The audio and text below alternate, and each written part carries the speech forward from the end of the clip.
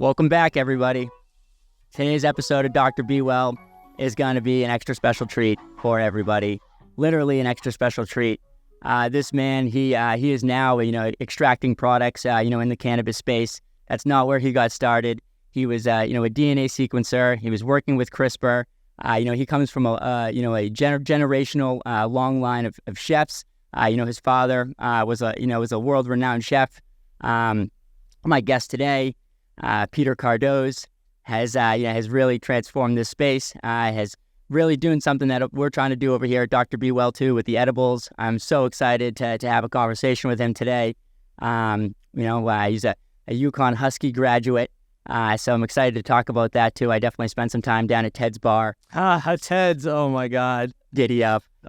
I'm so excited to welcome my guest today, Peter Cardoz. Well, thanks for having me. This is great. I love the things you're doing. I think this podcast is super cool. I think while there's a lot of cannabis related ones, there's not enough that kind of go into the deep science side of things and make it approachable for lay people. And I think at the end of the day, cannabis is medicine and we need to understand it as much. There's legalization of cannabis, which has people looking at cannabis more as a recreational product, but it is a medicine. So we still need to view it as that too. Yeah, man. I think that, a lot of these substances that are out there, coffee can be medicine, but we just use it every day as this commercial item because of the commercialization of it. But also it can be considered a drug because if you look at it, we don't look at Americans in their abuse of caffeine. Oh, 100%, dude. Caffeine is probably one of the most abused drugs. I would say that the nicotine and caffeine are probably the most highly abused drugs. Right. Maybe nicotine probably was getting better, but then they started doing the vapes, so it's now skyrocketed. So yeah, nicotine and caffeine, dude, I would say are probably the two most, and they are drugs, and that's what I mean by substances.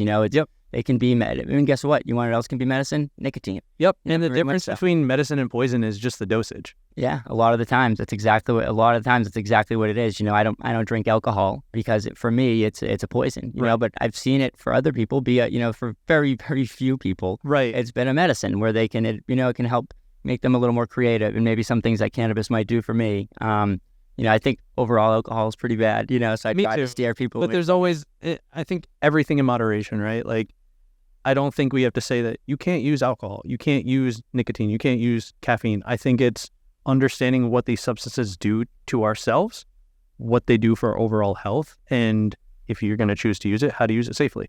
Yeah, no, it's cool, and I also appreciate you saying that. Having what the show has done for you and being this approachable place where people can come for a cannabis talk, and it can be approachable for lay people, but we're going to kind of get into the deep science of it. I think that's super cool because that is what we're doing here.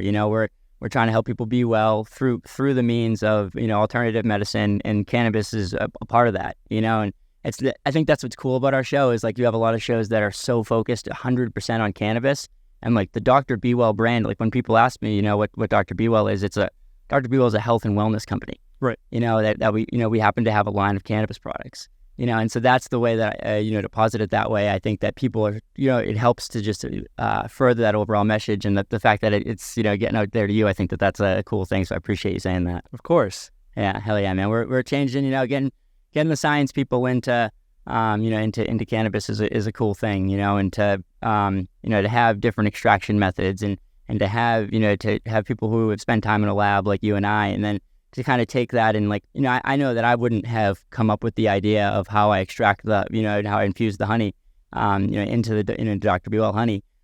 I know that if I didn't have my background in pharmacy, there's no, maybe, but I don't think that It's a lot harder, right? It's a lot harder, yeah. I like to so there's a curtain hidden behind the manufacturing side, and I think the important part is having customers understand how their products are made. If we look at cannabis, in edibles specifically, it's a food product, right? So when you go to the store and you buy cookies or you buy bread or whatever, you can track how it's made. There's always all these logs. So if there's something wrong with it, or you just want to learn how to do it yourself, there's plenty of information. I think with the cannabis industry, because the prohibition and the war on drugs, it's made this curtain be very necessary to keep people safe. But now that the legalization has started going forward, in a lot of these states, that curtain can be removed and we can make it more transparent. So that way the general consumer understands what they're consuming instead of blindly grabbing the gummies off the shelf. Yeah, they can. Yeah, they educate them so that they can make a better decision. That's really what it's all about, right? Because you nailed it right in the head. The whole thing with us is we want to try to make it so that people can come in, they can have a product where that they can use, that they're going to feel good in the morning, and they're going to feel good about making a healthy choice. Like I always say, the vehicle matters. Yep. The vehicle. They're not making compromises. Yeah, they're not making compromises. And I think for like a long time, people were saying, I have like the healthiest people in the world coming up to me, people that don't put sugar in their coffee have come up to me and they're like, yeah, to help me sleep, I've been taking a 10 milligram gummy every night. Right. It's like, how, you're taking you're sucking down a dye, you're saying a lot of these companies, there are some natural and organic gummies, but at the end of the day, like, sugar's not great for our body. Yeah, processed sugar, I mean, just in general, we're learning that, when we're talking about diets, like the American diet, for the longest time, they wanted you to cut out fat and don't worry about your sugar. Like, that wasn't important. But now we're understanding that sugar is actually part of the problem. Oh, yeah. And like, I think when a lot of these things say fat-free or there's some sugar alternative or something like that, while it seems healthier, it's not necessarily, because we're solving one thing for another. So I think if we can make more informed choices with what we're using, it's just going to be better overall for our diet. Yeah, 100%. Now, let me ask you this. Now, I want to tell you the world that I envision. Okay.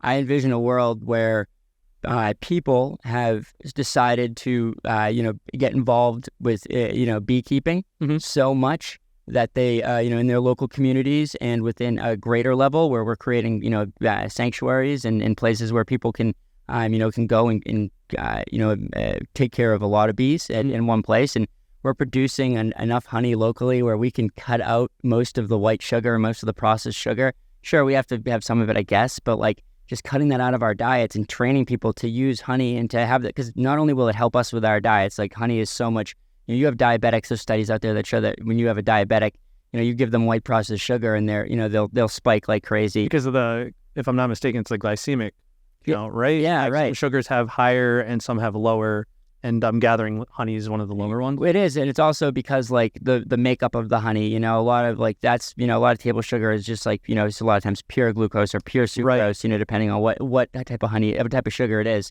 With honey, it's like it's a mix of two. Right. And like our bodies have been processing honey for millennia. We know what to do.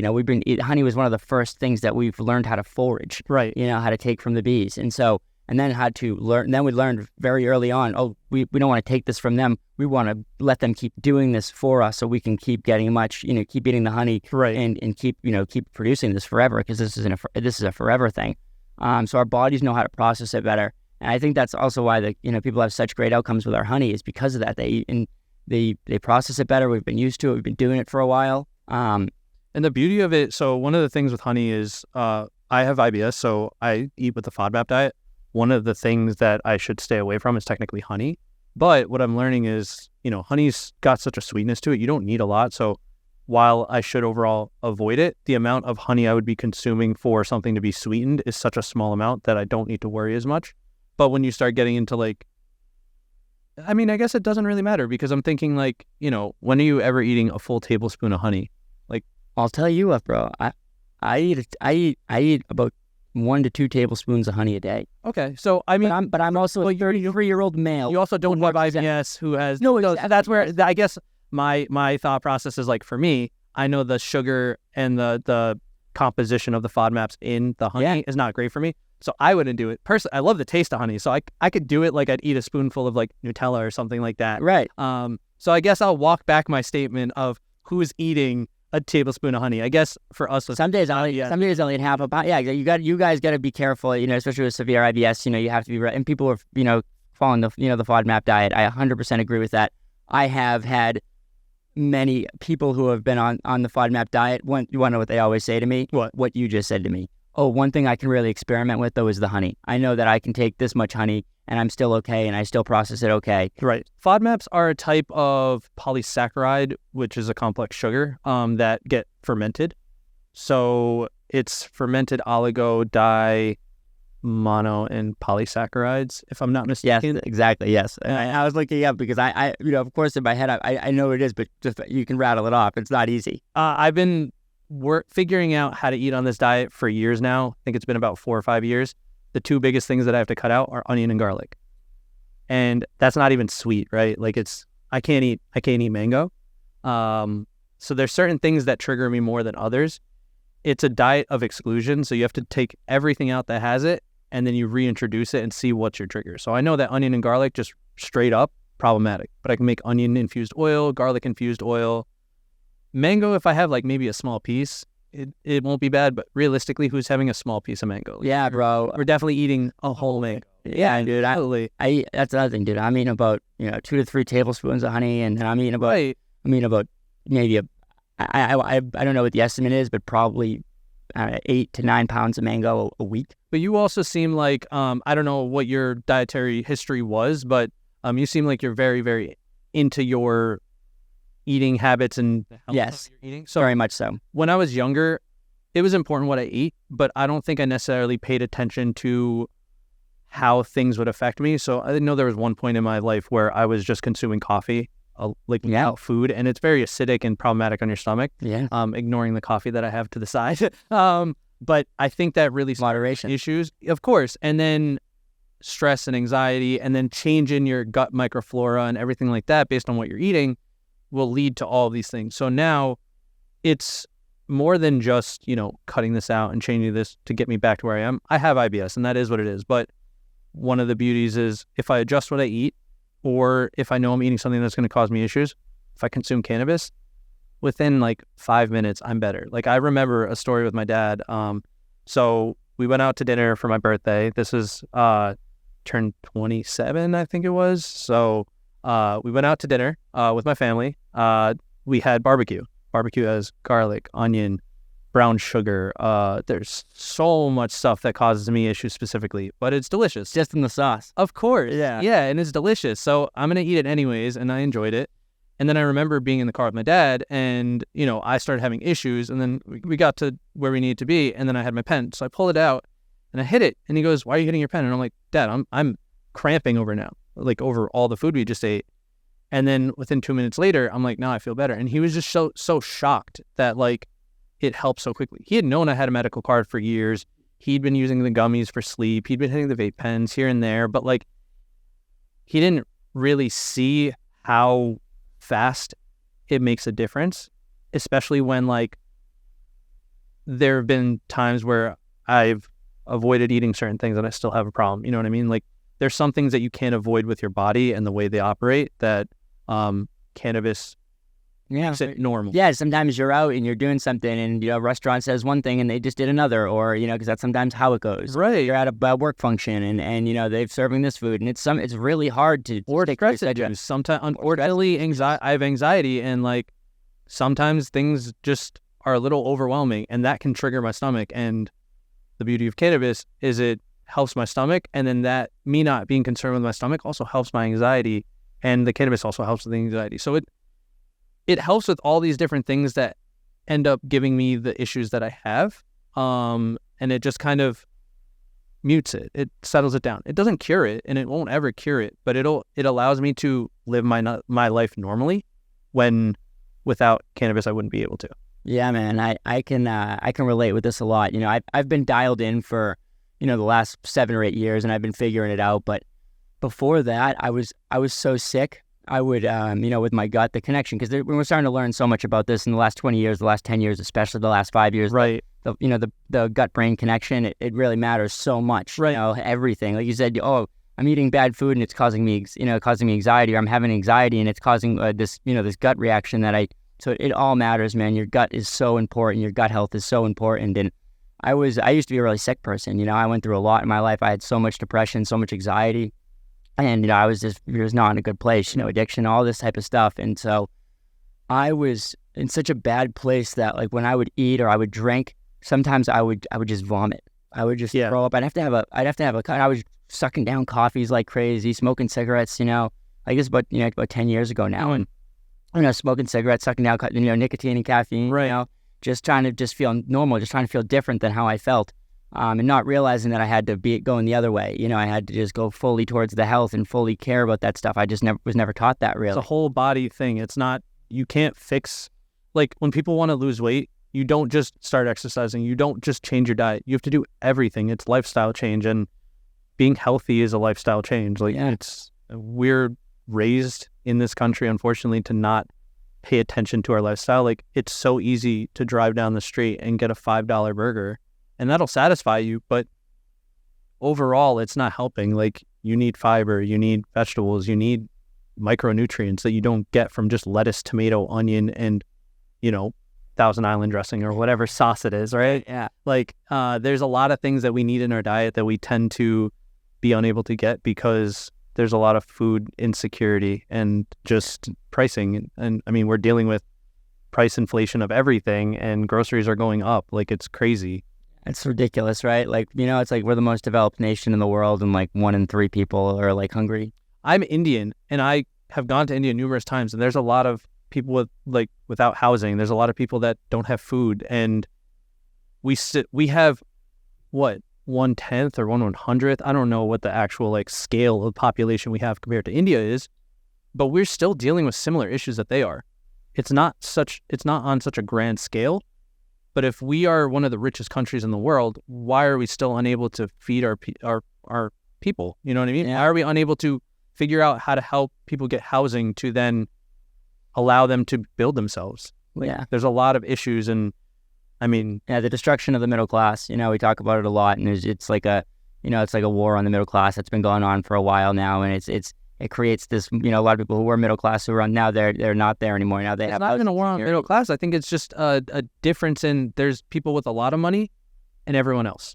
Yeah, that's what I'm saying. There's no middle class, and that's what you need. This country and why it was so great is because the middle class, came up and they moved out to the suburbs and they built more out and and everybody wanted to come here, and they just kept, that was what made there was always that, 1 to 5%. There's the ability to improve your life. Yeah, there was a bit, that was what it was. That's being the middle class, the ability, that's what, I love that. That is kind of how forget class structure. I think class structure is a little, it separates us, and all of these groups are meant to separate us. Everyone should have livable wages. Everyone should have housing. The ability to improve their life. You see, and a lot of people that's so not the case for the people who would have traditionally fallen into what we would not call it anymore because Peter doesn't want to call it the middle class. And so I feel it. I get what you're saying because we shouldn't label it that way. And I just don't want the elites to say there's that there's no middle class and that there's just to create but just then we're one class and like that. I'm nervous about it because we need to fight back and we're going and food insecurity, housing insecurity.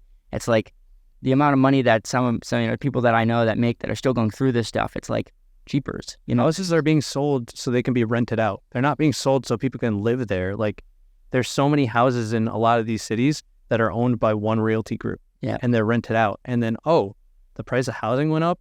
Well, your rent's going up by, for example, mine went up by $500, so I had to move. Right.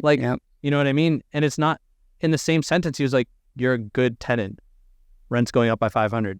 And then he ended up charging $750 more for the next person that moved in. That's the racket. That's what they do. They don't do anything to the house and they just raise the rent. Of course. Yeah. So I was just I was moving out of a place and same type of deal. You just got guys trying to raise the rent. And it's like, hey man, I'm moving out of this place because I thought that what you were charging for rent wasn't appropriate, and I have now found a better place because I did my due diligence and I've done that. And I'm working to, like you said, I'm trying to improve my life. My partner and I, we're gonna get this house. We're gonna buy a house and we're gonna do that. But right.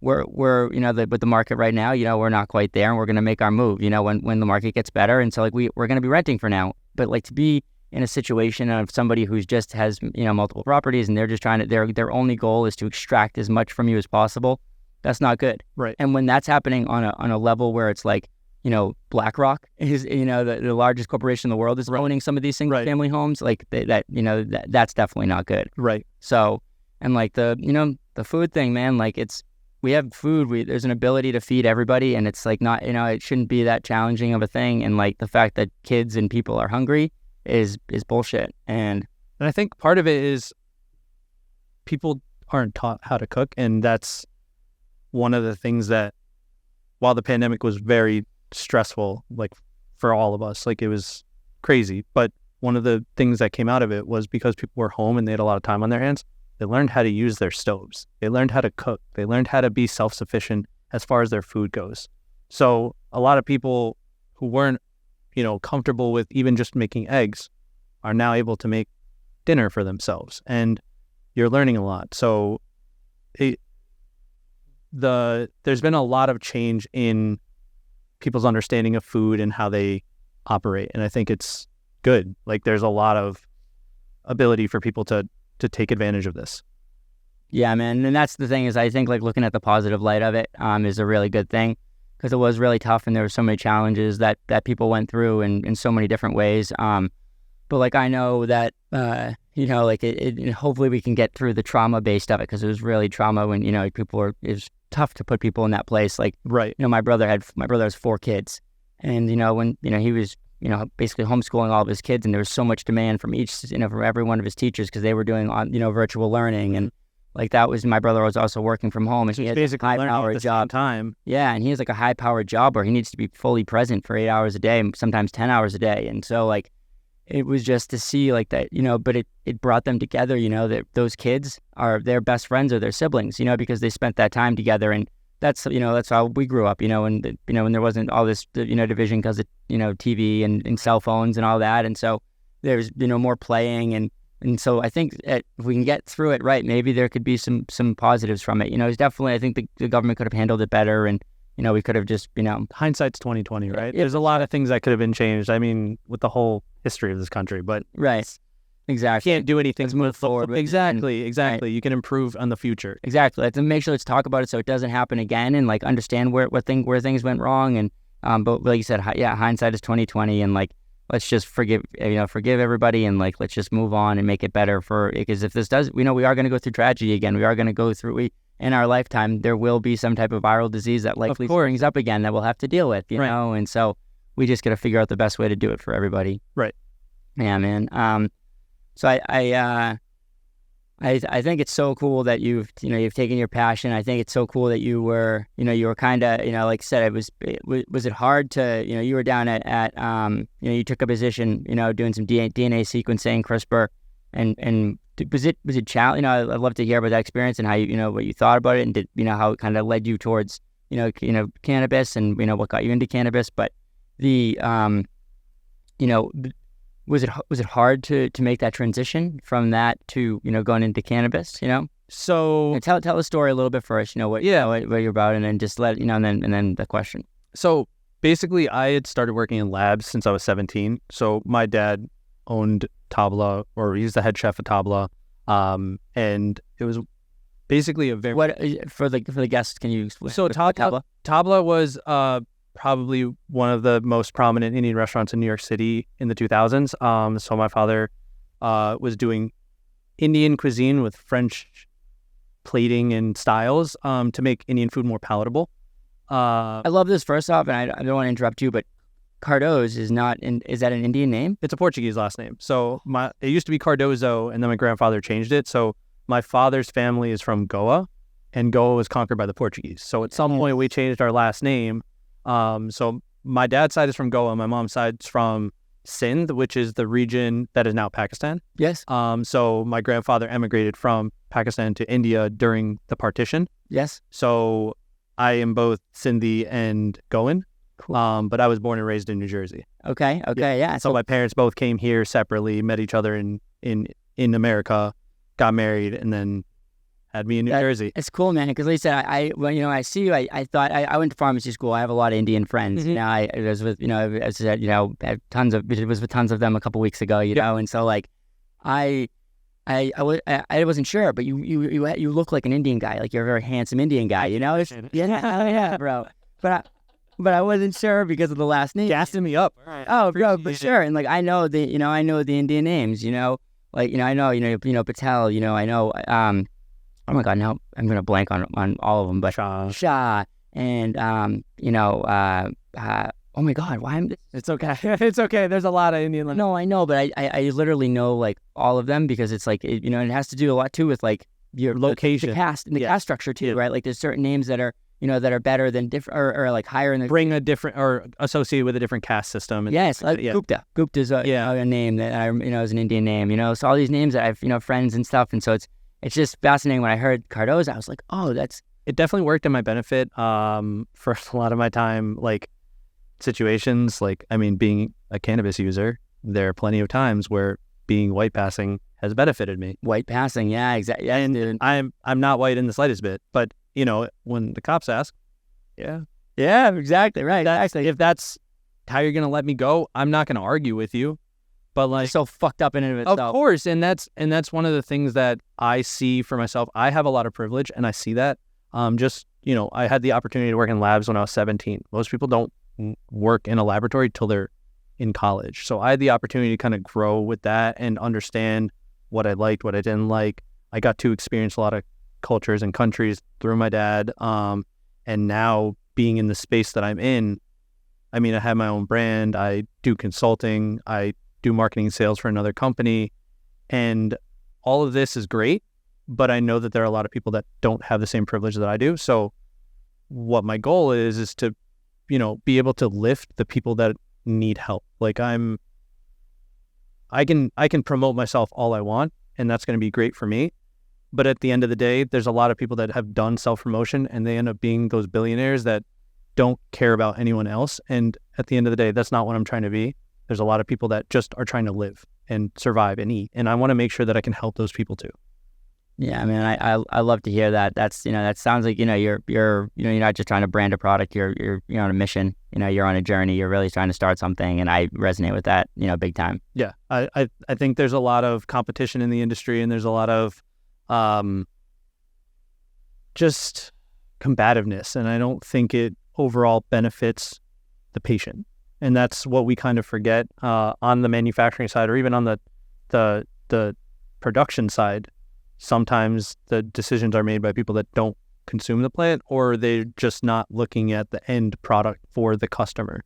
They're looking at that dollar figure. How are we going to turn this into a profit and make sure we answer to our investors? So, yeah, the money grab. Exactly. And there's a lot of issue with, social equity licensing and things like that. There's some places that you can get a social equity license and someone else can fund you and have a good portion of your business. And then you have to answer to their demands, which might not be the same, direction values you had. But Peter, it's a lot more sinister than that. Is what people do is they still have to own 51% of the company for being a social equity partner. So they make an investment, but through the operating agreement, they put it in there. So there's these cash buyouts. So eventually the people who get the social equity licenses, they then sell them entirely to investors, to people who are ready to go and to start, to do their operation. And they might need to show face and be there for 2 or 3 years, but this is all laid out in a contract that they're going to get this cash buyout over a period of time.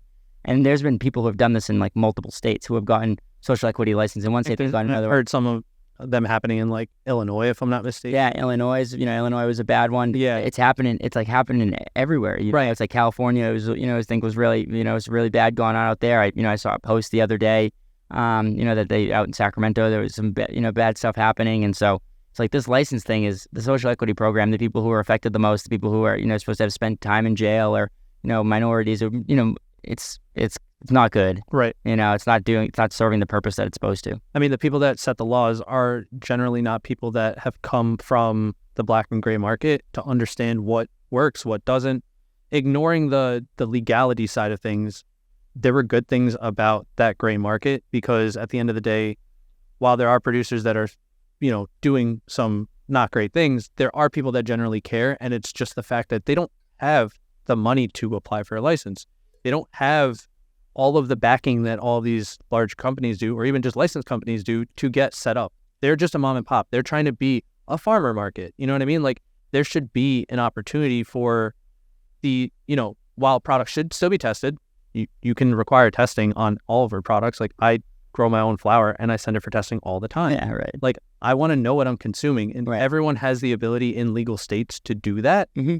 I think we should create a route so that way these mom and pop shops that, are under their plant count limit, but plants can grow pretty damn big. You know what I mean? Like, you can have pounds and pounds off of a single plant. If they're able to grow it and they're doing everything right and it's passing, why should they not be allowed to sell it at a farmer's market like someone who has tomatoes or other vegetables. Yeah, right. They should be able to. You should be able to. I mean, you can create regulation where it's like, okay, you got to have your house, there's cottage laws, right? You can make exactly. food similarly. They don't. Yeah, of course. If you can do in Maine, that's how you get cannabis licenses. So that's how you start off as a medical caregiver. It's a cottage. Interesting. Yeah, that's interesting. That's pretty cool. It's really cool. That's why Maine is the premier medical program in the country. I mean, I like going to some of these shops, and I feel like I'm going into someone's house. Yeah, that's exactly what it is. Exactly right. It's cool. It gives a different vibe. My concern is they have to live there.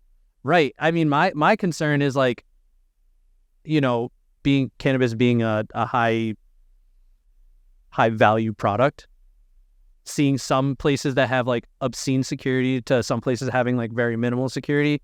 I think there needs to be some middle ground just for safety of the company that's selling their products. Yeah, I guess, but with that's saying like, okay, hey, you've been running your business successfully for 10 years and you felt safe doing it, but now we're going to make all this extra, that's a valid point. All this extra money to go and make you do all these things. That's a valid point. I'm looking at it from a what if, as opposed to being the person that's actually doing the operator who like has to worry about that being another step. Again, to my point of the people who are setting up the laws in certain states aren't the people that are operating. Right. So while I can be like, well, what about your security? I don't need to worry about that. The person who's operating needs to worry about that. And if they've already had that set up and have something in place, they have security operations and you better believe apply or submit their application. So no, I love going to Maine for. Yeah, dude, I think it's a cool thing. Like, it's like Maine's been, and guess what? Like, the medical program is getting way better. Like, we've always tested Dr. BeeWell products. I've tested my products since I became a medical caregiver, since I did this, and since we've transitioned to the adult use space, because I always knew that was the goal. We were always going to be heading that way. So, but most companies are doing that, and the ones who are going to be successful have always been testing. Yep. But it's likely going to be a requirement soon, so that that's just going to become a thing, and it's it's not terribly expensive to test your product. It's not a bad thing either. Like, right. I think there's the concern is cost and limits and regulations and all that stuff. Like Massachusetts. Yeah, if you're talking about what the concentrates, Massachusetts is one of the hardest. It's just more tracking and more that's what the medical companies don't want. They just look at it as like yeah, sure, I want to test, but sure, I'll test, but I don't want I have to submit anything to you. I like metric. Like metric is a dude, it's a headache. I hate metric. Yeah, so like telling a medical company to that's really hard, man. That's not it's not necessarily very feasible. It's so expensive. Like that's the other thing. Like, it's one thing to have a difficult operation or a difficult program just on the way it's set up. I think if metric was less expensive, or whatever the standard tracking system was less expensive, because each tag costs money, the system itself costs money, and then the time you lose and all that stuff costs money. If there's a way to make it more cost effective, because again, we're looking at these businesses not as providing services for patients, we're looking at them as capital. Yeah, man, metric's trying to make as much money as possible. Everyone's trying to make as much money as possible. Everyone's trying. The cannabis company, they just got swarmed, and like a lot of these medical people, they were crushing it. They're making so much money hand over fist for so long, and so like now, and it's not necessarily that way. They're not making as much money as they were, and it's they're still doing really well. Don't get me wrong, but they're the ancillary learning how to be regular businesses. They're transitioning from cannabis businesses in a space where there was very little competition to being in a space where they're a regular business. Yeah, right. Like anything else, like selling shoes or, selling windows. Like, it's a commodity that drives a higher price point, but there's still competition. Like, if you look at jewelry, like ignoring all that stuff and just looking at purely price point, the jewelers are still within competition. Yeah. It's such a crazy thing, because like the only difference is a medical card, right? Then you're going to get cheaper prices, and you're going to be able to get way more bud, way more, anything you want to extract, any more, the amount, your limits is way more. I think it's silly. So limits are kind of silly. I understand for maybe, I think it's silly regardless. There's no understanding. I think it's silly because if you look at other products, like alcohol. Yeah, there's no limit on alcohol. Dude, I remember being 21 in college, and I could buy as much liquor as I wanted, as much as my wallet would afford. Right, yeah. You know what I mean? They're like, oh, you need 4 kegs? For sure. Yeah, right. They're not concerned with, the amount of liquor that is for one person, let alone however many people it was going to be. Right, yeah, exactly, right. There was a time period in my life, I think, that we, I wasn't even 21 yet. I was 20, and we rented, I had my brother's fake ID, and I was so ballsy to go rent a keg with a fake ID, just like let the confidence up the ass, dude, Dude, I went to UConn. I remember going, like, New Hampshire is right there. Right, like, yeah. New Hampshire's a spot to go to if you're trying to get liquor. Right. Like, mm-hmm. Yeah, and it's interesting because you'll have these places like, I spend a lot of time in Massachusetts, so my comparison to Massachusetts, as an adult use consumer, you're allowed 1 ounce per day technically. But one of the things that's interesting is stores don't track between stores. So you're allowed 1 ounce per day, but who's going to stop you from going from store to store to store? Now, your carrying limit is a certain thing, and if I'm not mistaken, it's definitely more than 1 ounce before you get in trouble. But if you're looking at medical consumers, they're allowed 10 ounces to hold on to at a single time. Like, what is the difference? That medical consumer is not going to be consuming the 10 ounces. That's really there to make sure that they can go from the store to home and be safe without getting in trouble. Why are we not extending that to adult use consumers? Like, yeah, I think you shouldn't get in trouble for cannabis. Should just be legal. It shouldn't be trying to schedule it. Backpack. Yeah, it's really weird, man. It shouldn't matter how much is in your backpack. Like, unless, I guess if you're running like an illegal operation, they don't want that because it's obviously affecting. And it is in a lot of markets right now. These illegal, these gray markets are hurting the industry, and they're going out. But I'm not like, I'm a, it's. I wanted to, I don't want to kill those people entirely. And if they're serving people in their community in a good way, like they're also driving innovation though, because if you look at it, a lot of companies, they're set up in a way to maximize profits. So, some of the things that are tough is like my oils, I'm getting them made in the THC side. It's not feasible to do my craft style products for a big company or even a lot of these companies to do as their own product. Right. It makes more sense for them to do a small run for me where I can take on that burden because the way they operate is to maximize the profits. If they're doing it as a private label or they're doing it as a manufacturing toll processing, something like that, it becomes profitable for them and it makes sense. So with the gray market, you don't have to worry about that operating cost as much because the price is the price based on, your individual operating, not your metric, the number of people you have, all these other things. So they're able to make these products without the thought of like, oh, we're not going to make $600,000 because we didn't make extra vape carts today. Right. They're thinking, oh, this is a new product that people will enjoy. Yeah, my 100 customers or my 200 customers will really enjoy this, and I'll sell the shit out of this for a good price point. It doesn't take me much. And it also gives them quality product. And that's it really is the fact that it's expensive to operate. Okay. Yeah, I hear it, man. So just to circle back, your dad, so you had the name of the restaurant again one more time? Tabla. Yeah, let's go back to the Tabla. Yeah, baby, giddy up. So Tabla. So so you were, that was giving you. Tell us the story. So my dad, he was the head chef at Tabla, and this restaurant was very, very well known. Because it was one more time. Dude, you're an Indian guy in garlic and onion. Fuck. Yeah. Peace. Yeah. No, literally, and mango too. And mango. That's why I specifically said that. Yeah. Right. Yes. That was very much the problem. Yeah, so, especially from Goa. That's a more tropical place of India, right? Right. So my dad used to tell me stories about how he'd like climb the mango trees and like steal it from his neighbors. Oh my God. Yeah. It's so awesome. But so basically he had the restaurant and he's a very charismatic person. He was on TV a lot, which is probably where I get my desire to be on TV. Yes. Yep, exactly. So, but he knew a lot of people and he was very interested in learning about people. That was one of the things that my dad did. He didn't just have a conversation with you, just have a conversation. He wanted to get to know you. So he built all these connections, and one of the doctors that he met had a cancer research lab. So I was just a kid. I would like science. I was kind of trying to figure it out before I went to college, what I wanted to do as like my major and everything. So he's like, just go. I'll get you this opportunity. You go for a month. You go in the summer. You take the train, whatever. And after a couple of weeks, I realized I liked that stuff. Like it was stimulating. Like I learned so much on the job versus reading books. I have ADHD and reading's not my forte. Yeah, it just, I lose interest. But when I'm doing protocols and things like that, I'm still getting the information and physically learning about it as I'm doing it. It's task-based and things like that. Yeah, we all learn differently, man. Exactly. So it really, really stuck with me. So I really enjoyed the lab work. And then from there, I kept working at this lab for years. It transitioned to a drug development lab. And then I got an opportunity at a DNA sequencing facility towards the end of college. And then joined a lab that was doing CRISPR after that. So I very much moved from job to job to kind of figure out where I wanted to be, because I knew that while I enjoyed what I did, it wasn't where I wanted to be for the rest of my life. So I was still trying to find that. And then while I was working at the CRISPR lab, I was working at Jack's Genomics over in Farmington.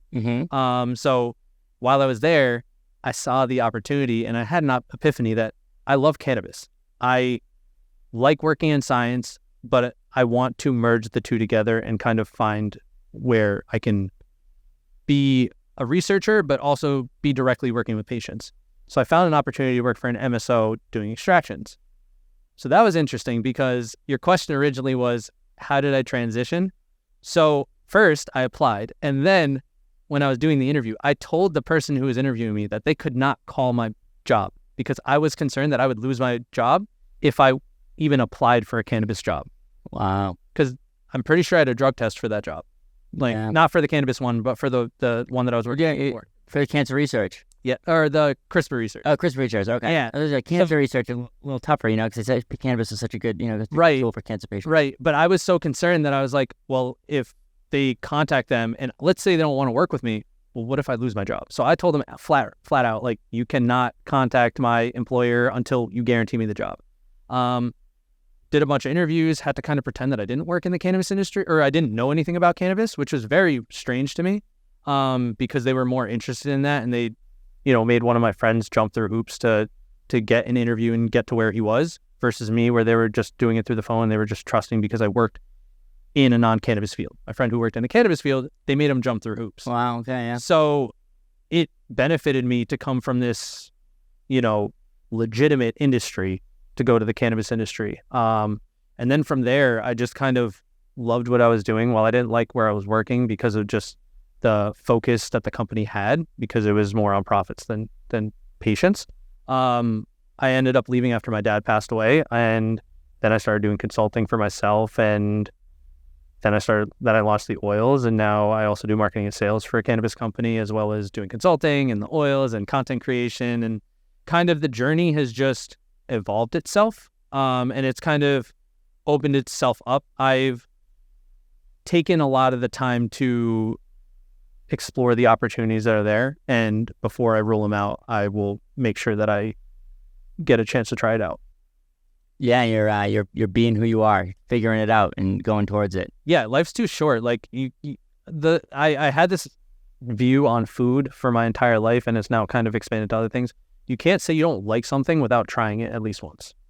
Yeah, dude. I agree with that. 100%. You can't say you don't like something until you try it once. So yeah, dude. Like I agree with you. Like trying everything once. Like I'm fully I'm a full go on that. Like, and the older I get, the more I just want everyone to understand that. Like back in the day, I used to have friends who just wouldn't eat anything. This one friend I had, this guy's awesome. Matty J is one of my best friends ever, and he would just eat like ramen, chicken nuggets, and French fries. Like that was it.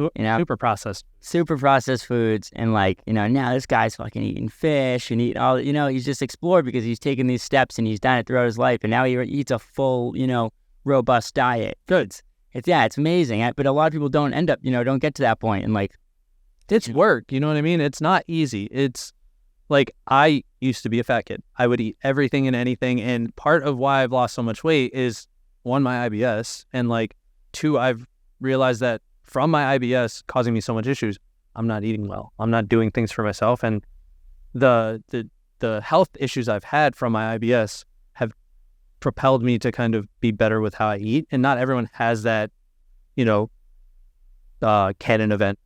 Yeah, yeah, bro. And I can't believe that was a part of your story that I didn't get to touch on beforehand. I don't think I knew that you used to have more weight.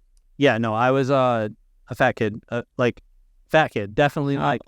Till when? When did you lose the weight? I started losing the weight in college, just because I was paying attention more, going to the gym and everything like that. And also just, that's also kind of when my stomach issues started happening. So like realistically that really triggered it. And then just cause like I stopped, like I don't, my body doesn't like to digest the food for some reason. Yeah. When I was throwing up, I was 270 pounds, when I was saying that, when my gut health was so bad, cause I would just eat and I would binge eat and I would just, not eat. I'd eat really bad foods for me because I didn't pay attention to it at all. And now it's like I'm so dialed in, like I have the same shake every morning. That's how I eat so many mangoes and so much honey. Because it goes into my shake every morning. And like that, I used to be 270 pounds. Now I weigh like $180. And so it's like, dude, you look like you look great. 160. So you look so healthy and awesome, and so like that's awesome that you were able to find that. But also too, like you were a kid. So like sometimes I just and also like I'm a nerd. Like I'm a big nerd. Like so you didn't play sports and I mean. I did kind of do sports, mostly like I did football and baseball when I was younger, and then I did fencing in high school. Cool. I really enjoyed fencing. I didn't do enough running to keep myself in shape and to, be as good as I could have been, but that kind of started me being more interested in healthy and also going to the gym at the same time, and then just being in college and just wanting to better myself has helped me a lot. And now, I after my dad passed away, running is one of the things that really helped me just kind of relax and just stop thinking about things that don't really matter too much. Like, you just kind of get caught in a cycle of thinking, and just being able to kind of separate it helps a lot. Yeah, the only way is through, and running is a big part of that. Exercise, finding your exercise, like, yoga for me is what I love to do, is my running, gets my cardio up, and like I can just breathe, and like just in a different space where I'm present there, I'm fully present there. And I feel like that running does that too. You're not thinking about anything else. You're just right there on the pavement doing what you're doing. And it's that's the way of healing. This body, we have all this vibrational energy that's just constantly going, and we gotta get it out somehow. I love to dance. We're active beings, you know what I mean? Like we're not evolved to sit in a desk at your desk in a chair from 9 to 5. You know what I mean? Like no chance. So I think it's important to be active, whether it's just walking, or just being outside. Like that's a big thing. Like a lot of people don't get enough sunlight, and they kind of just, like, while we don't photosynthesize, like we produce vitamin D and all these other chemicals that are just important based on us being humans in nature. And I think we gotta go back. We've been doing it for millennia, dude. We just started living in houses, like, like shelters more. So about you being safe in my house. Don't get me wrong. Yeah, I would rather be safe in my house than trying to build a tent, 100%. Yes. But there needs to be a middle ground. And I think, cannabis is one of those things that makes you enjoy nature a little bit more, just because of the slow pace that it makes you go at. And it just kind of slows you down. Like you don't need to worry about what's coming up next all the time. Like, Yeah, I think that's why it helps with the anxiety. That's why I first started using it. I couldn't sleep, because I was so stressed about the anxiety that I had. So I would smoke, and it would just okay. Yep. And the reason why you're talking about it is it's a systemically it's an inhalation. So that route of administration, your dad, why it worked in 2 minutes. Yep. It's like, oh no, that's why, Dad. Yep. Exactly. And this is a medicine that's just like the coffee will have that a little bit longer because it's a PO. It's by mouth. Right. Nicotine though, when you're smoking it, it's going to be right away. That's why you smoke a cigarette and people are like, oh, I have to go to the bathroom. Yep. Right away they run to the bathroom because it's stimulating the nicotinic receptors in your body, which is making you release, making you want to go to the bathroom. Right. So just just wild. And so like that it was like you had exposed to like all good food. Was your did you eat a lot of processed food as a kid, or did you It's so I grew up in a town that was it was a classic New Jersey town, so a lot of the food was Italian and not a lot of spice. Right. So my dad would cook on the weekends because he was cooking at work. My mom would cook during the week. She'd make 2 different meals. So she'd make one meal for my dad, who really loved spice and flavors, and us being kids that wanted to fit in with our friends. Like, can I get Italian food? Can I get pasta? Can I get so my mom cooked a lot, and we would always eat good. And both of my parents are very, very in tune with their cooking. They both spent a lot of time in hospitality school and just understanding it. My mom has her own spice line now of Indian masalas, and What's that called? So it's Cardoz Legacy. Cardoz Legacy. Yeah. Okay, I'd love to get some of that. Yeah, so we did it with Burlap and Barrel. So they're the ones that do my chili oil. They supply the spices. Burlap and Barrel, hell yeah, man. They have really, really good spices, and they've just been good family friends, and they've really... And all the accounts are actually available on his Instagram. So if you guys go to Peter's Instagram, he has everybody connected right there in his profile. Yep, check it out. Hell yeah, giddy up. But yeah, so we had just kind of been eating good my whole life. I think the big thing is when I left home, I started trying to figure out how to cook, because my dad was always like, come on, get in the kitchen. And I'd help here and there and I'd learn, but it wasn't a passion of mine. It didn't really, didn't get me going when I was a kid. Right. Now it brings a lot of comfort. It brings a lot of enjoyment, just because like I get to infuse it with what I like, and, mixing the two can... Yeah, you're writing your own story, but maybe your old man's with you, right? His energy's in the kitchen with you. Exactly. And we were going to do something together. I remember when I first started working in the industry and complaining about all the stuff that I thought was wrong with where I was working. And he's like, well, why don't we do it this way? And why don't we do it that way? And then, he's coming up with recipes and ideas and all this stuff. And then we were like, okay, how do we make this work? And I remember showing him a business plan that was really, really bad. It was really bad. And he was ready to help me. He sent me some of his documents that helped him build his business, and was ready to do it. And that's amazing. So what I've done since his passing is trying to bring him into all of this, because I know that he would be proud of this. One of the things that I can hear him saying every time is, fuck, that's awesome, Pete. Every single time, he, without hesitation, he'd say it. So apologize if you need to fuck, that's awesome, Pete. No, that's a giddy up. We swear, go. Okay. Yeah, but yeah, no, it's cool, because at the end of the day, using his presence helps me stay in line with what I would be doing anyways, and it gives me while I don't know if role model is the right word, it gives me a direction where I know that we would be doing this together, and that's kind of the focus. Food was always the focus, so the focus on this is using cannabis as an herb and not just as a psychoactive. I think we get too caught up in the THC, CBD, and all of the active cannabinoids in it, but we forget that cannabis is just another herb like basil or oregano, and it's just important to treat it as such, and then you can explore the differences in all the strains. I think one of the things that we do when we're making edibles is we overcook the shit out of it. We're decarbing it till it's really, really cooked. And I think that's part of the problem. When you decarb your flower, it loses its terpenes. Those terpenes lead to your effect. So people generally feel the similar effect of cannabis edibles because they're losing all of the important parts of it that give you the entourage effect. So I think what's important is learning how to activate your material, and, not to shamelessly plug myself, but because I spent so much time learning about this stuff, I made sure that these are activated in the right way.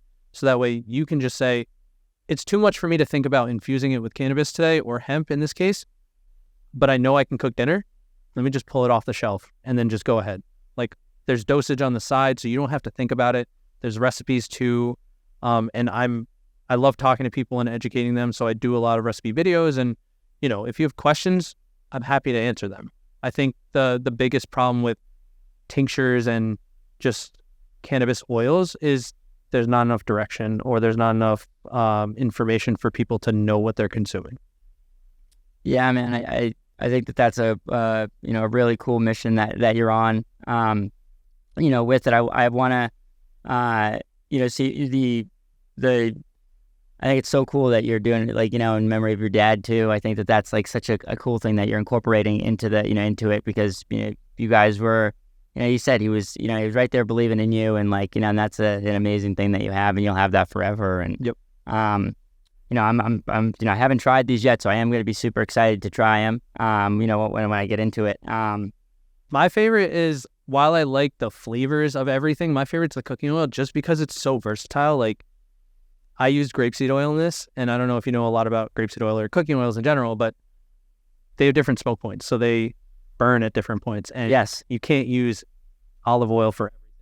Right, so when you're pan searing a steak, you can't use olive oil because the smoke point is too. You can use grapeseed oil because the smoke point is nice and high. Yes, sir. You can deep fry in this if you really want to. I wouldn't suggest it, but if you feel so bold, you can, because the smoke point is high, so you're not going to have to worry about destroying the more volatile points of the oil itself.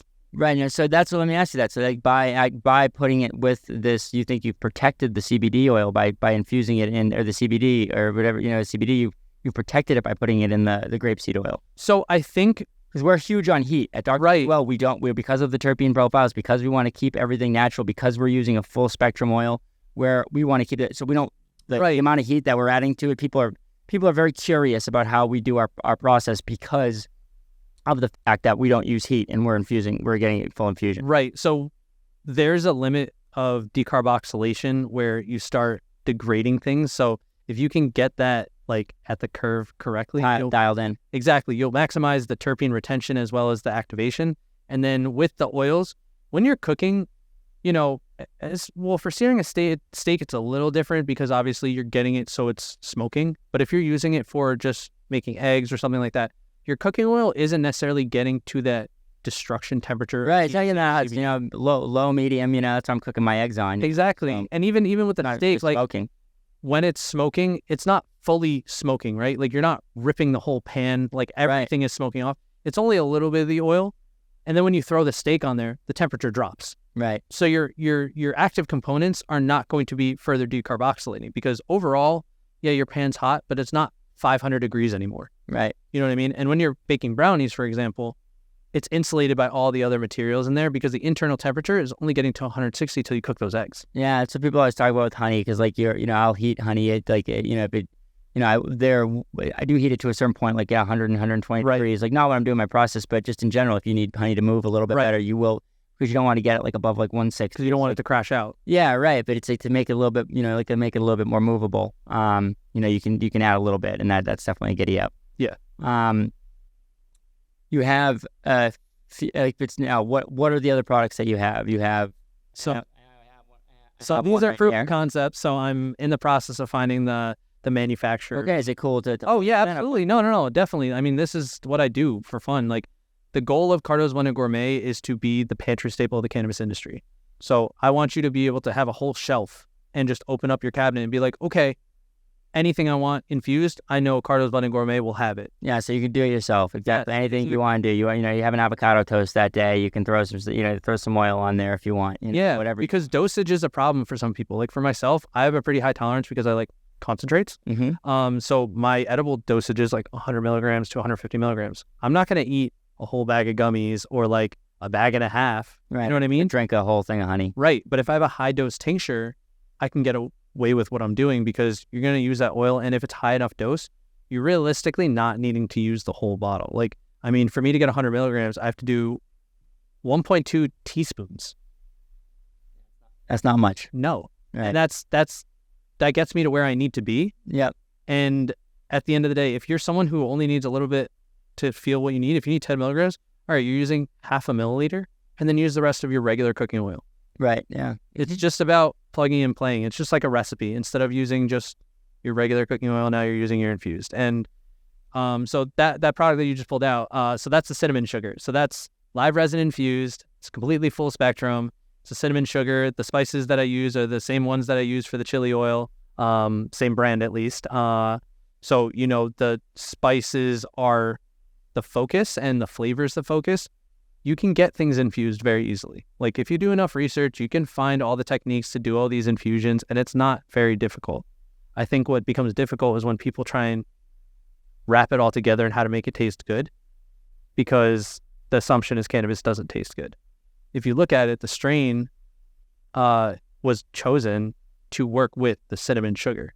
Yeah, that's a giddy up. That's what you get. Yeah, it's the same thing, that you do. It's, the note. They're not going to use GMO in something sweet. That's going to taste disgusting. Right. You're not, if you're going to make a lemon butter, you want to use like super lemon haze or something really like lemony and sharp. You're going to use your cannabis to complement your flavors. Dude, and you have said that to me about like the flavor. You're going to use the cannabis to complement your flavors, and like, you're not going to, you're not going to get it to too high. You're not going to decarb, because you don't decarb basil. Right. You said that to me. And now when you're using vanilla, right? You don't use a lot of vanilla, right? You use like a small, like little bit of it. Like you're not really trying to go overboard because vanilla starts getting bitter after a certain point. Right. Same thing with cannabis extracts and cannabis flower and things like that. We have to look at it not as its own separate product, but we have to look at it so it's another food ingredient. Yeah, right. So if you're making like, because like GMO, that's garlic, mushroom, and onion. So like obviously, you're not going to put in something sweet, but if you were making something with, you're making a sauce, you're making a spaghetti sauce, like that's a giddy up. You'd want to throw the GMO oil in that one. Exactly. Okay, cool. Yeah, and then I have a garlic salt too. So, you get the that one and the cinnamon salt. Yep. Cinnamon sugar, excuse me. Yeah, so cinnamon sugar and next product I try out. Yeah, giddy up, baby. So you get the cinnamon sugar and the garlic salt, and you're looking for a manufacturer currently. Yep. For those. And then I also have a proof of concept of a THC oil. It's smaller, higher dose, so that way it's more portable. Yeah, for sure. The cooking oil. There's so many emulsifiers in all the food we eat. Like ketchup has an emulsifier. Ketchup also acts as an emulsifier too. So you can make your own infused ketchup by just taking my cooking oil and adding it in there. Oh, that's cool. Yep. Yeah. That's another thing too. Like, first we were using an emulsifier, with we were using some sunflower lecithin, but as we moved along and we were able to, dial in the process that we do, the infusion technique to not even have that, which I think is great. Sunflower lecithin is great. I think it's a health product. It can be really good for you. It helps with with drugs crossing the blood-brain barrier. It helps a lot with for sure different health benefits and whatever. Yeah, it's a great thing. I just thought on the less is more. Less is more, exactly. Especially with a honey product. So to get it off, it was great. So just to see how the industry is trying to go more, because like first you'd see somebody's these like people are like, oh yeah, put this into your honey, and they'd give me like this this milky substance that had like 15 different ingredients in it that that lay people didn't know the name of, and I'm like, yeah, no. And then they're like, yeah, well you can just put that on the label, you can just put that you put this in there, and you don't even have to. And I'm like.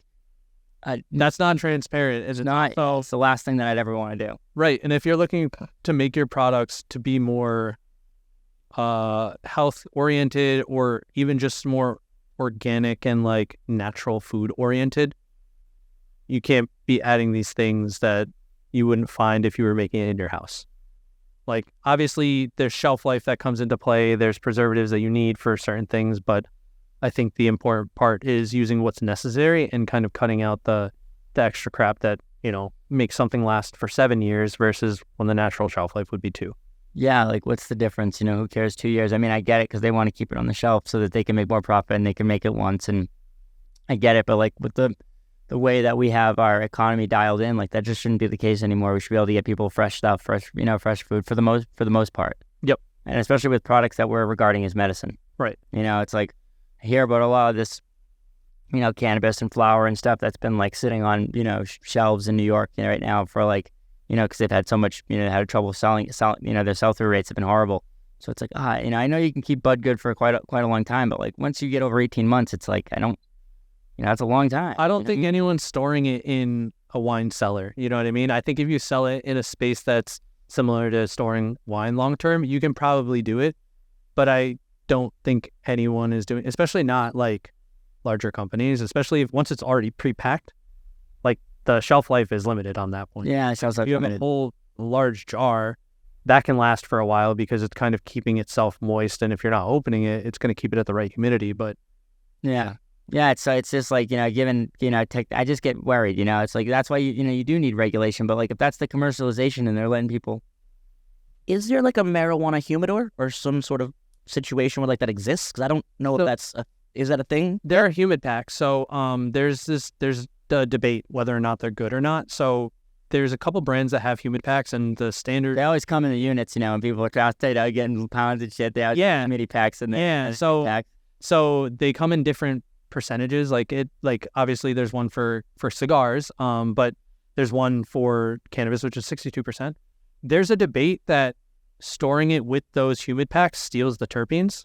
I don't know how true that is. My anecdotal evidence is like the only time I've noticed the terpenes are gone when I've stored it with a humid pack is when I'm looking at older flower, like, a harvest that's been over a year old, a year and a half old, and it's been sitting with that humid pack. I used to store my stuff with the humid packs, and now I find that if you cure it properly and keep the jar closed, that jar will stay at the right humidity for quite some time. Like I've had flower that's lasted almost 2 years, terp staying the same, the texture staying the same, the smoke staying the same. in the same jar without a humid pack. But that's also not from me opening it, pulling from it over and over again, like just opening it when I need to cure it. And then by the time I get to it, it's basically unopened. Yeah, right. So to answer your question, yes, there are humid packs. It's just whether or not you personally like them. And I think it ultimately does come down to personal preference on them. Yeah, for sure. I bet somebody's created some humidor out there too, Jacob, like some, whether it's gimmicky or not, I don't know. But I do know, there's so many processes that we can figure it out. I'm sure that they could figure out how to store cannabis for longer, maybe, but I just, I don't know, it's I just think it just decreased the effectiveness of it, in terms of all of it, the terpenes is probably just as good. That's what happens with medicine. It just turn degrades. it to extract. You know what I mean? Extract has a longer shelf life than flower itself. Right. Yeah, that's true. So, I think while I don't really care much for distillate, that's a product that doesn't have the terpenes involved. It doesn't distinguish between just distillate. Right. Yeah, you could do that. I mean, if some people like distillate, if it's of quality enough, you could turn it into cured resin. And then it's cured resin's cheaper to sell because it's got a longer, or it's an older product. It generally doesn't take as much to worry about. Fresh frozen is really expensive because your price per gram is so much higher. But it'll give those customers that need the higher dosage of cannabinoids.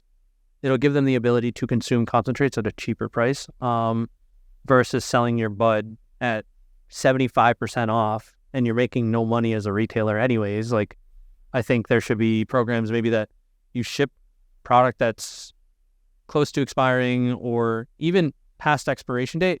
There should be a way that, because the expiration date is arbitrary, I think. I think the expiration date doesn't actually mean that the product is no longer safe. As we're learning with food expiration dates too, most of the time they have Best Buy or Freshest Buy or Optimal Flavor Buy, something that doesn't necessarily say that the product has gone bad, right? But it's not of its peak quality. And I think that's maybe something we have to distinguish. Yeah. Because I know that dispensaries are throwing out tons and tons of product because it's past the expiration date and they technically cannot sell it. I think that's waste. If you spend all that time, energy, money into growing it, think about all the wasted cost. Right. Yeah, dude. No, I hear it 100% now. What is your, obviously we're having interactions, you were doing it, what is your, your favorite, extract for yourself, I'm a live rosin guy. I love hash. I enjoy live resin too.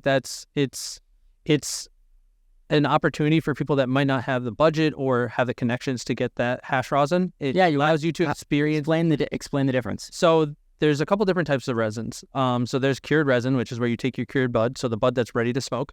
You'll extract that with your solvent, so usually propane and butane, and that is cured resin. So that's your wax, your shatters usually cured resin. You can do some batters and things like that, but it's usually the darker material that you'll usually see.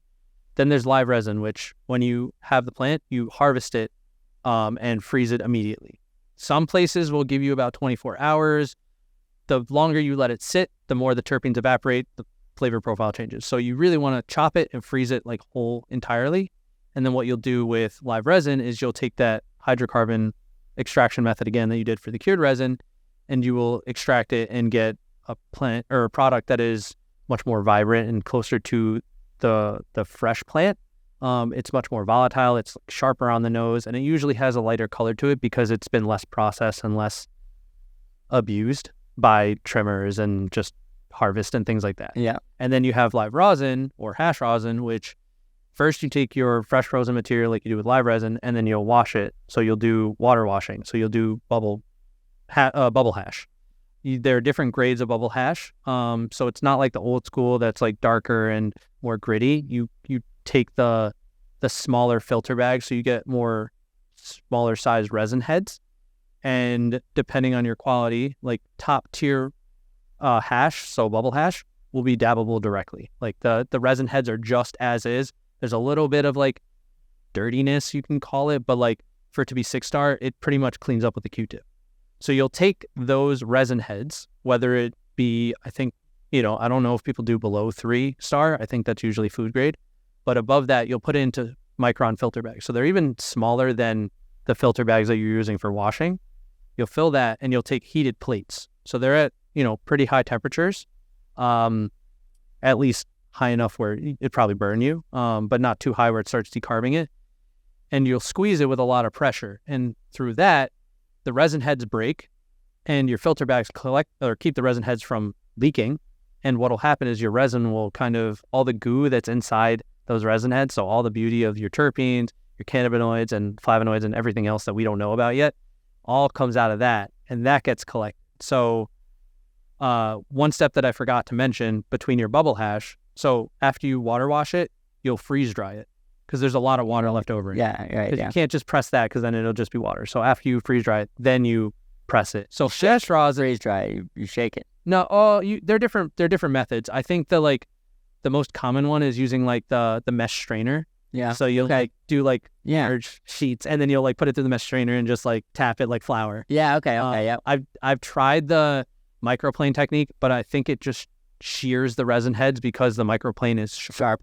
Exactly. But live rosin is the closest you will get to organic because you don't have any solvents other than your water, and water, I think it probably does pick up some of the terpenes. I would imagine that it would, but it's not picking up as much as you would think. So it's a lot of the resin heads are still containing all those terpenes. So you'll see there's a textural difference, there's a visual difference, there's a smell difference, and then when you smoke it, there's a mouthfeel difference.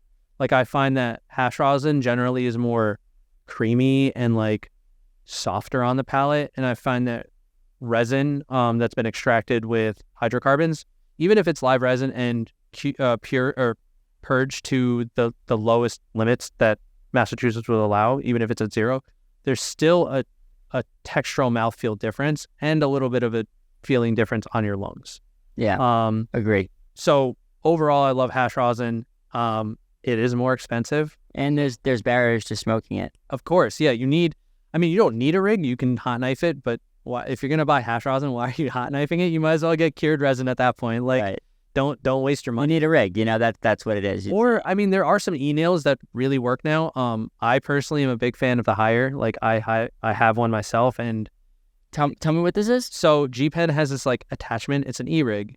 And you put it on it's an e-nail, and you put it on your rig itself. So it goes on either your 10, 14, or 18 millimeter. Yeah. And you can fill it with concentrate. I had some friends that I was hanging out with, and they were like, I don't use e-nails. It's not going to work, blah, blah, blah, blah, blah. And I'm like, let's load it up, because one of the competitors, I'm not going to call them out, they cannot handle a dab that's, large enough. Yeah. Okay. Yeah. It floods the atomizer. This one, you can take gloves.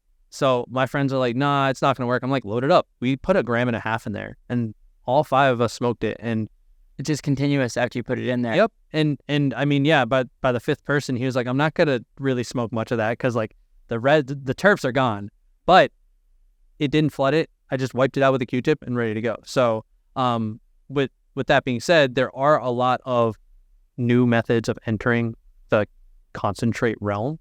You can have these, G-Pen, I keep shouting them out, but G-Pen was doing the portable fillable vapes for the longest time. I remember in college when, hash started coming out, it was really bad shatter, but I remember having those pens that one of them had a globe on it so you could see the smoke fill up. Yeah, I remember those. Yeah, dude. So there are methods of people entering the concentrate realm, but you can also put it on your bowl. There's a lot of people that are doing hash holes. They'll put a snake of rosin inside their joint and they'll smoke it, and it's an infused joint. Yeah. A lot better than the distillate infused joints because there's terpenes involved. There's just a product difference. It's definitely a product difference. I think that the live rosin is great, for sure, and it's cool that you have I'm glad that you were able to articulate, the different, to the audience, the different mouthfeel and the different lung feeling in your lungs, and like Leah's, because this is an experience. I lost my sense of smell a couple weeks ago because of COVID, and I didn't want to smoke because at the end of the day, the overall ritual of cannabis is what's important to me. Yeah. Smelling the rosin, smelling the flower, grinding it up, taking that dry pull on your joint, that gives you such a different experience than just smoking weed. And I was just smoking weed in high school. You know what I mean? Like, but then I got some bags of weed that were like, whoa, this smells different. And I remember not even smoking it, just going to my room and like pulling the baggie out. It's a dime bag. And I'm like, whoa, this is great. Putting it back and then going downstairs and then going back like 30 minutes later. And I wasn't smoking it, but I was just so interested in the smell and just the experience overall beyond the high itself. And I think that's what's beautiful about cannabis. It's not that it's just a psychoactive plant. It is something that you can kind of make more beautiful. It's like when people take a lot of time to do their coffee. Yeah, or take a lot of time to cook a meal. Exactly. Yeah, it's like there's so much that goes into the experience of it, and like you I feel very vastly different between like smoking smoking distillate and smoking live rosin and smoking flower. Right. Do you smoke any flower? Or Yeah. So I grow it. I don't smoke a lot of it, so I just like have jars of flower that I grew and I like pull it out for friends and stuff. Yeah. But no, I generally consume concentrates because I find that flower gives me like a haze between my contacts and my eyes. Okay. So I don't like to smoke it during the day. Because of the smoke? I think it might be that. I think it's also the other things that were there in the plant. Yeah, because when you extract it, you lose some things. Like you're not going to get everything. Right. So there's something that I get from smoking a lot of lipid material, the stuff that just it's going to be gone. Right, and it makes me very sleepy. So I tend to like, even if I'm smoking a sativa, or in my preference, I prefer lemon and haze. Like those profiles give me the sativa effect. Yeah, well, that's because it has to do with the terpenes. Exactly. And it has to do with the limonene. Exactly. Your nose knows, so you always follow your nose. If you like what you're smelling, you're going to enjoy the smoke. If you don't like the smell, I guarantee you probably won't enjoy the smoke. So with that being said, like I always find that concentrates give me a clarity. They kind of hit me right here. So with my ADHD, it kind of clears up a lot of the like noise that I have. And it makes it really easy for me to dial in on what I'm doing. Yeah, to move through your day. Exactly. Yeah, it's really cool, man. I love just talking about this, how cannabis helps, people in different ways. And like, it's not a silver bullet. It's not going to help everybody. But like for people who are, have had anxiety or have had ADHD or have had different stuff going on with their brain, and it's a good thing that you can experiment with and explore because it's very safe. Exactly. Super, super safe. And that's the big thing for me. Like, I know before I even started consuming it, I did so much research on it because I was afraid. Like, I took DARE, you know what I mean? Drugs are bad. Like, I grew up with that mentality. I remember, like, being in high school, like, yeah, bro, Officer Allen was fucking yelling at me all the time, dude. Towers. I remember Officer Towers. I hope he's listening to this podcast. Yeah, bro, we'll get them both to listen. We'll send it to him, But, no, I remember, like, just in high school, like, I had an ex-girlfriend who loved to drink, and, like, it was interesting because she was like, weed's so bad for you, this, that, and the other. And I'm like, do you not see the hypocrisy in like you being able to drink at 16 years old and like it not being good for you, definitely, but you have the audacity to be like, cannabis is bad and let me judge you for that? Like, I think it's very interesting. And also like just the way society's kind of raised us. Like, I remember watching cannabis is bad, dude. It's make your mind, it's gonna make you go crazy. Make you melt into the couch and turn into that. Yeah. I remember the Doug Benson, the comedy skit where he's like, I want that melting into the couch weed. I only got I can't find my couch shit, or I can't find my key shit. Yeah, right. Exactly, dude. It's like, that's we were just told that way. And I was so afraid of cannabis because like of that, and I smoked a little bit in high school, but it was always like, to the point where I didn't even want people to know that I smoked, like, cause it was that bad. Like I still have that stigma about myself. Like it's oh yeah, a lot because I am an advocate, and if you look at my Instagram, I smoke weed, dude. Like, right? You know what I mean? Like, yeah. There's no doubt about it. But like, when I'm out in public, like I remember a couple years ago, I hadn't worked in the cannabis industry yet, but like I went to NECAN and I dressed really nicely, and like I tried to make myself not look like I consume cannabis because I'm afraid of what people might think of me because, or at least I was, what they might think of me because I smoke a little bit of pot. Meanwhile, they don't know that I've done all this stuff. I've worked in research labs for 10 years. You know what I mean? They don't know that I have a doctorate degree in pharmacy. Exactly. Like, they don't care about that. They just label you as a cannabis user. Right, yeah. And now I see the privilege that I have because I don't necessarily look like a cannabis user. I don't wear a lot of cannabis related stuff. I mean, I wear graphic tees all the time, but like I'll do that at my house. But when I'm going out, I try to minimize how much cannabis I put off because I want people to look at cannabis not as, oh, you smoke weed, which means you can't get up past or earlier than 11 o'clock. You can't do all this stuff when that's not true. I'm up at 6 a.m. Right. Ignoring the fact that it's caused by my IBS, but I'm up at 6 a.m. every day. You know what I mean? Like, I'm doing stuff. I own my own company. Like, I work with another company too. I'm doing a lot of stuff. I'm doing content creation. I'm on TV. Like, I think there's the ability to show the people that are afraid of cannabis that it's not going to turn you into this, bum. Yeah, and I think that's just like the education, because like for a while we told you we're going to be a bum if you did do cannabis, and like that's what everyone said. Yeah, like, you're just going to be this shitbag. Like, I was afraid to tell my parents for a while, and then they saw that I was able to be myself. Their biggest concern is it's illegal. They don't want me to get in trouble. That was it. They knew that I very much spent my time researching what I was doing and understanding it, and their biggest concern was don't get in trouble because you have your whole life ahead of you. Yep. Yeah, and that's rightfully so. It should have, we should have been moved along a lot longer ago. But like we're here now, and so like that's another thing. Like right now, they're trying to reschedule it from like a Schedule 1 drug to a Schedule 3 drug, which will make things better, yes, but it's also fucking bullshit. I don't think there's a perfect solution though, because if you leave it as Schedule 1, what's going to happen? People are still going to jail for it. You can't do federal banking. There's no understanding from the government that it's used for medicinal purposes. But if you reschedule it to Schedule 3, well, now it's considered a pharmaceutical. It can be used. Health insurance can pay for it. Like, think of all the people that are spending hundreds of dollars, thousands of dollars on their cannabis because they're just in pain, and they have health insurance anyways, and the only medicine they really use is cannabis. Well, now that health insurance will now be able to pay for that, if that's a possibility. It also, I would imagine that by rescheduling it, it allows states that have medical programs or adult use programs to transfer them between states, because it's no longer a substance that's viewed with no medical benefit. Yeah, it would get easier to do that. You would be able to manufacture in one state and likely transport it. It's just then guess what? There's gonna be if it's a scheduled drug like that. FDA is involved now, right? And so then the shops you're talking about in Maine, they can't operate. So probably not. And that's why there's no perfect solution, because while the shops in Maine can't operate right now, I'm looking at the shops in Massachusetts and they're struggling. Like, there's a lot that it's hard to operate. It's expensive to operate.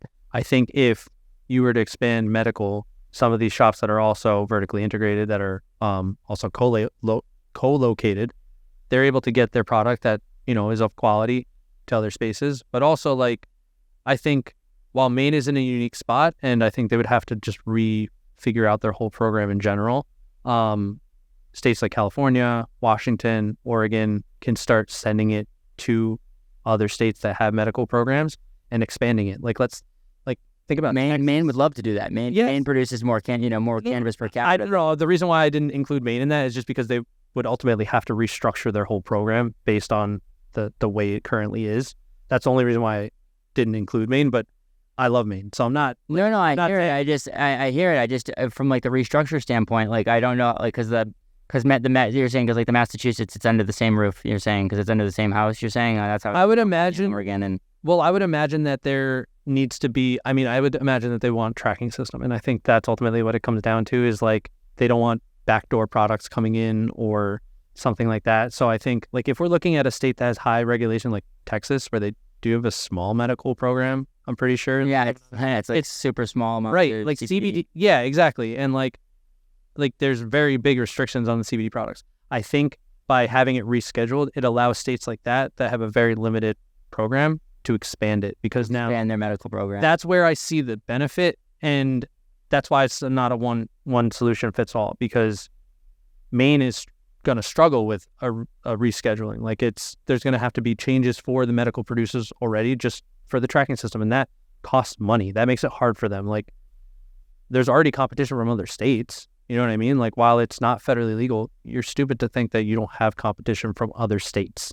Yeah. Especially if they're right next to each other. For sure, you're very stupid. A lot of people, most of the people from Massachusetts, the people why they're doing so well in Maine is because people from Massachusetts and New Hampshire are coming here. Right. But I do think that it's such a slippery slope, because it's just that I do agree there's no perfect answer. It's just keeping it as a scheduled drug and keeping it that, it's just, it makes it a pharmaceutical, man. And it's we're like, that's the goal, is to get it away from that kind of. And like, I know we have a system in place and it's good and it's okay, it's okay for some things, but it's like, it could just really make it so that it's all controlled and it's all, you don't, there's no. I mean, you don't want to have it behind the CVS, exactly, gate, right? If at a CVS gate, and where that you're only, again, right now, the reason it's so great is because we're getting so many different types of bud from all over the place. If we consolidate that to the point where, because there's only a few people who can actually run this business to operate in this, because there's only one company that's figured out a deal with, and because guess what, these companies, they're not, no insurance. It's not going to be like, oh, hey, we're just covering cannabis, and well, maybe no, they're going to contract for pharma. You know what I mean? Like, it's going to be specific brands and specific companies that can lobby. And yes, exactly. Like we'll kind of be MSOs, of course. Exactly right. So that's where the complicated part comes in, because there needs to be this distinction that adult use cannabis and recreational cannabis is one thing, and medical cannabis is another. But what is the difference between medical cannabis and adult use cannabis? There's nothing. There's nothing that distinguishes it. So I think that there has to be some kind of formal, where they're like, okay, if you follow this guidelines, like CGMP, how there's like CGMP certifications and things like that. I think there should be a medical cannabis certification. So that way you followed, like, you're the cleanest, you're following specific guidelines so you don't use certain things, and you're able to do that. And then you can have a little bit more relaxed. It's like the USDA guidelines on different types of meat. Yeah, that's what I would say too. And, you can't call. But that's a tomato. So why don't we regulate it like a tomato? Why are we regulating it like a Percocet? A Vicodin. Because Schedule 3, benzodiazepines are Schedule 4. I think the argument is making it so simple to access. It is a psychoactive, and you can't ignore that part. So you have to be careful. While you shouldn't, I think the regulating it like tomatoes allows kids to have the ability to grab it so easily. So you can't use that simple, why not regulate it? I'm not saying that. I'm not saying completely regulate it like tomatoes, but you're saying the complete opposite of that. That's what keeping it on the schedule is keeping it as a scheduled drug. It's a drug. It's not something that we can grow. It's something that should be produced and manufactured in a lab, and that's it. I feel that's where I mean, I feel like I guess in order for it to be a way that we can use our broken healthcare system to benefit patients, there has to be a distinction between medical cannabis and adult use cannabis. So that way, people like you and I who have a medical card and use it for medicinal purposes aren't spending the extra money for a product that is arguably the same. I think by having different standards or different... I think it could be great, and that's one of the things I would love it if that's going to be the case. If it would actually help the medical programs, that would be amazing.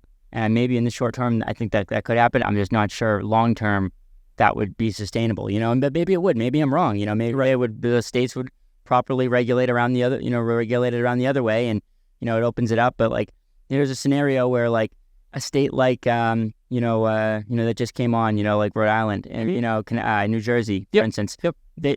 Their market will get crushed because all the operators in there, because now they can take cannabis from California and from Maine and from Massachusetts, and so there'll be need to like different regulation within the state. And so I agree. Maybe it's a step forward. The banking thing would be great.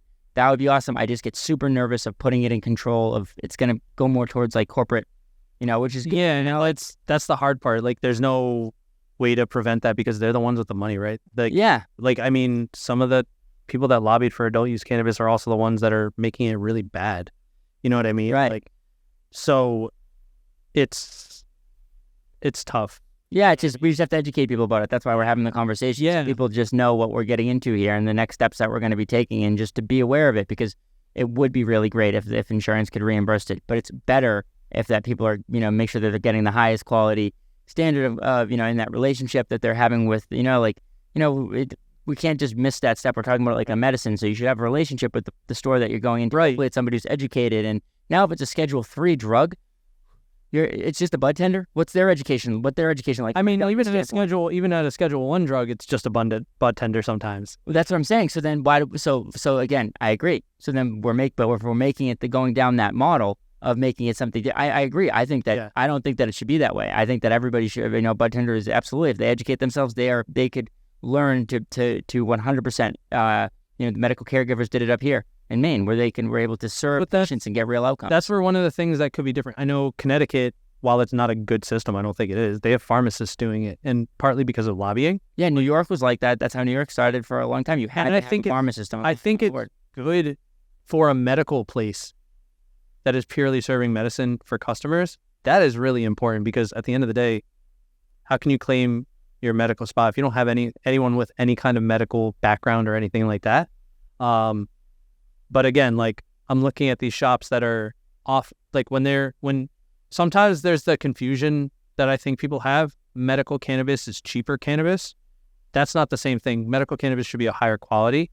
And I think one of the things with the lack of regulation for the medical side of things allows it to be cheaper. And that's where people are like, well, medical products should be cheaper. And it should be higher quality. Higher quality means it costs more, but there should be a way that subsidizes it. So you as the customer don't have to pay that increased cost. There should be some way that you're able to get that higher quality without having to shell out more money. Like, that's already happening though, right? Like, I know that's what happened with the medical patients in Maine. They're paying out less money and they're getting high quality product. Yes, but in other states it's not happening.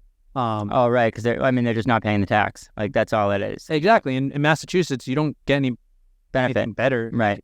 You have higher doses, but like, still people aren't. Yeah, you're not paying a tax. Most people aren't even applying for medical licenses anymore, because what's the point if there's so few medical patients and so few people that can vie for medical? Yeah, so maybe this will make it better, because then you'll come in and people will develop new businesses that you have to have a pharmacist on staff, right? You're having more people going. They don't have to get their medical card anymore.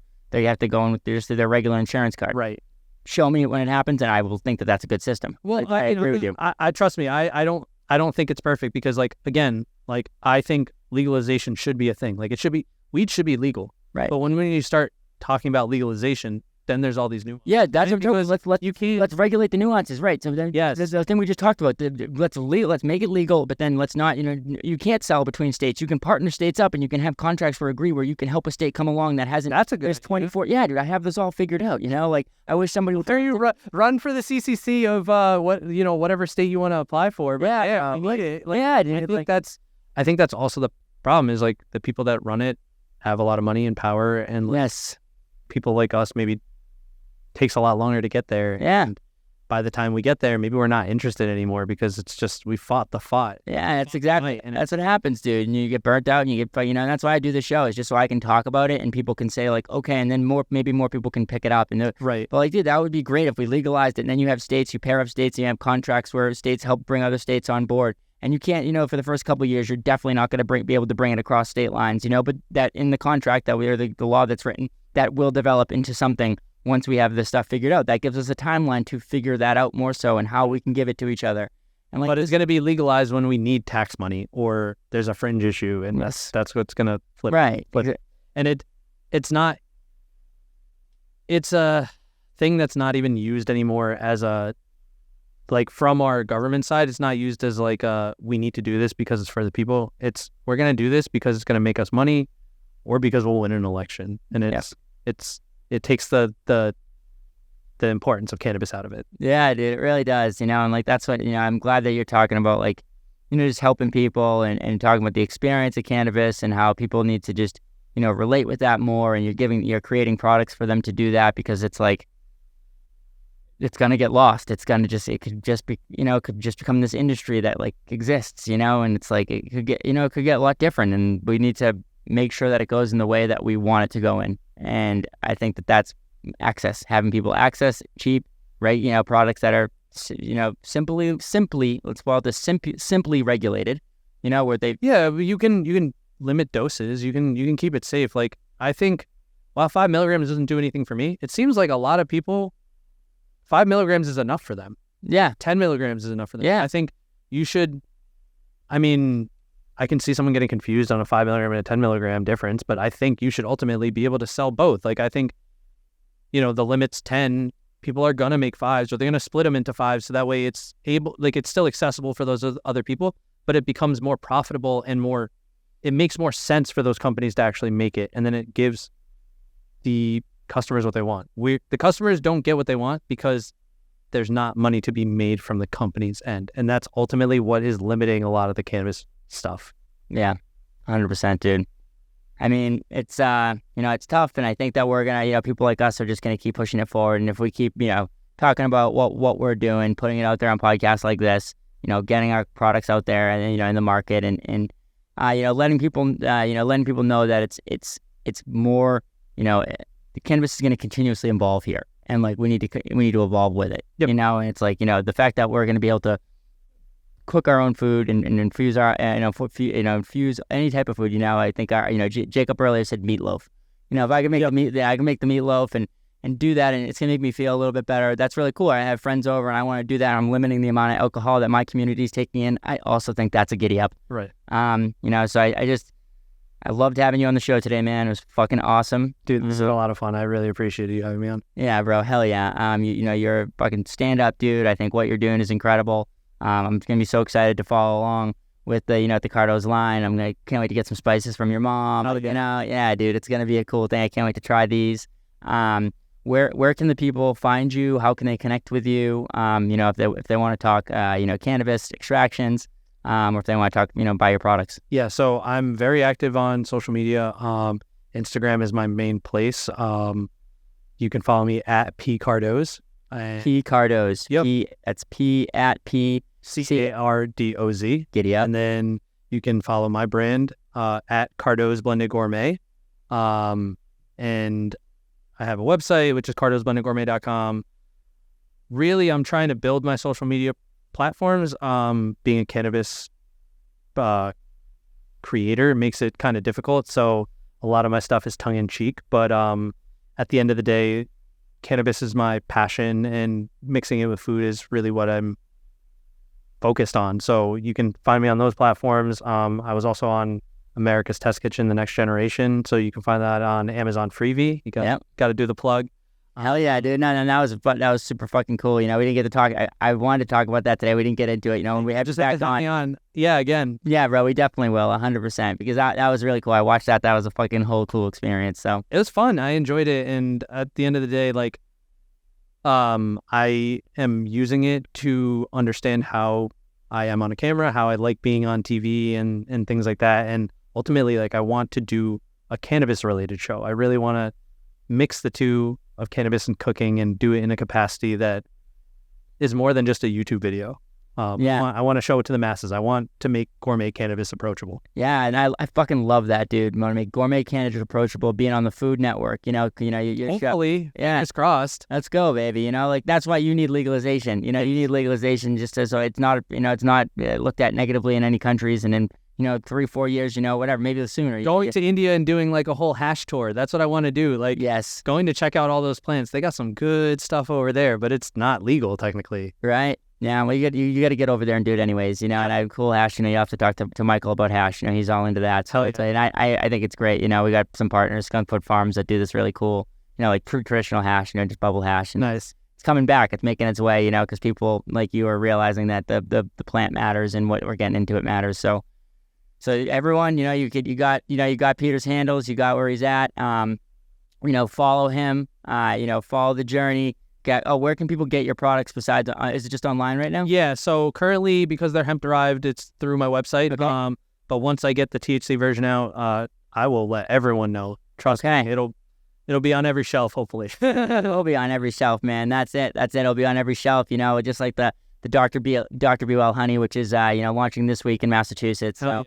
Hell yeah, baby. I'm very excited to try this out, dude. I'm looking forward to it. Yeah, I can't wait. And I can't wait to actually find out about the outcomes that you have from it with the, with the FODMAP and with your IBS, and to see if there's, because dude, I think that honey, it restores gut flora. So that, all that stuff we're talking about, when people say allergies, that's the greatest thing. It's man, no, the gut flora is really what the giddy up is. Yep. And so I'll be excited to get you here back. When you get, you could tell me, and then we'll come back, have you back on the show so you can talk about it and tell the audience what you think and if it helped you out at all. And awesome. Awesome, dude. Well, everybody, thank you so much for being on here today. Thank you, Jacob, as always. You guys are phenomenal. Keep being well. If you have any questions, reach out to us. We're always here for you. And we'll see you next time. Giddy up.